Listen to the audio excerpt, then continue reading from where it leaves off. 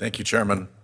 First, I'm delighted to be following Senator Graham in the order of questioning because we have a bill with Senator Blumenthal and Senator Tillis, and it looks to me a lot like the Appendix A, Mr. Downing, that you have attached as your proposed legislation has a Section 2 that is essentially the same as our Section 4 and has a Section 3 that is essentially the same as our Section 6.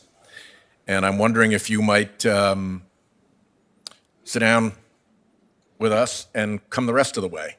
We're glad you've made these two steps. We'd like to understand why you didn't recommend the entire bill. If there are technical changes that you think we should make, then we're eager to work that out. But we think that this is a bill that has bipartisan support that could potentially move by unanimous consent, and we'd like to get this straightened out. Again, our appreciation for copying our two sections. Let's try to get together on all of them if we can. Will you do that? Thank you, Senator. We really appreciate your and Senator Graham's leadership on this. Senator Blumenthal and Tillis. And Tillis. Tillis right here. Sir. And of course, we would be more than happy to work with your staff on these questions. Absolutely, sir. Great. So this is kind of a moment of frustration for me as well, because we have known about critical infrastructure as a prime target since I wrote the original Intelligence Committee cyber report probably a decade ago. We've known for years and years and years and years that ransomware was a method for attacking. We have spent billions of dollars, particularly at Homeland Security, on trying to solve the problem of protecting critical infrastructure.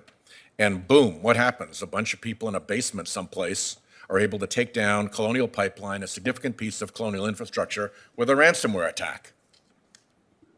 That's not a success story. That's a failure story.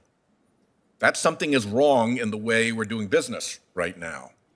And it strikes me that the thing that is wrong in the way we're doing business right now is that you can be critical infrastructure in this country, providing essential services to our economy and to our national security, and not have to meet any real standards.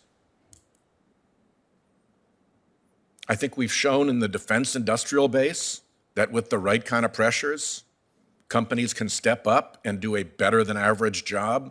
I think we've shown in the financial sector that with regulators looking over the shoulders of the big banks, they have stepped up and done a better job than average.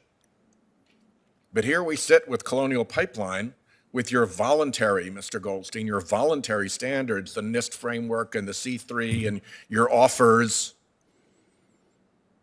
And it obviously failed. I mean, a total faceplant failure.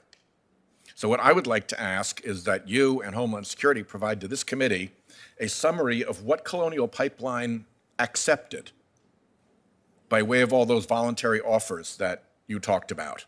How vigorous were they about participating in your voluntary programs? How was the response? I think if there is ever a moment where we have a case study of a failure of critical infrastructure from cyber attack, this is it. And I think we're entitled to a bit of a test case here on this voluntary method that we followed and how it's working, because it sure didn't work for Colonial Pipeline. And I'd like to know what they did and did not take up of your series of offers. Can you get that information to us?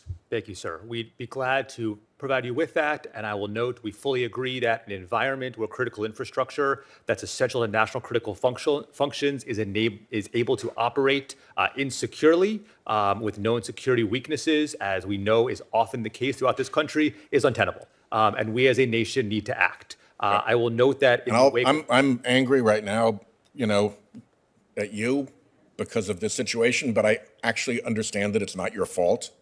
The fault is here in Congress, where over and over again, groups like the U.S. Chamber of Commerce have come in and said, don't regulate us. We're against all this cyber regulation. We don't want any of this. Make it all go away. We're against this bill. We're against that bill. We're going to tell the leader to, block this legislation if it tries to go forward. And so we now have a situation in which you can have critical infrastructure companies fail at meeting basic standards of cyber hygiene, and we're okay with that. As a legal matter, we're okay with that. We shouldn't be okay with that.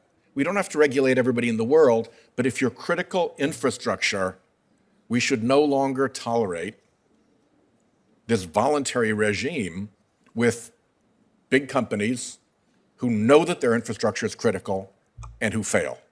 Yes, sir. Could I ask the chairman for a brief response? Sure. Thank you, sir. Senator, as you're aware, in the wake of the Colonial Pipeline intrusion, CISA worked closely with our colleagues at TSA as the security regulator for the pipeline sector to push out 2 security directives, the first of which required reporting of security incidents to CISA, the second of which required entities covered by the directive to undertake mandatory security controls. We view this as a good model to drive the right level of security investment among the most critical entities in this country. We look forward to working with Congress and our partners across the interagency to ensure that we are rapidly raising the bar for cybersecurity across entities that provide national critical functions wherever they may be. I thank you for that answer, and I would focus particularly on the words "in the wake of."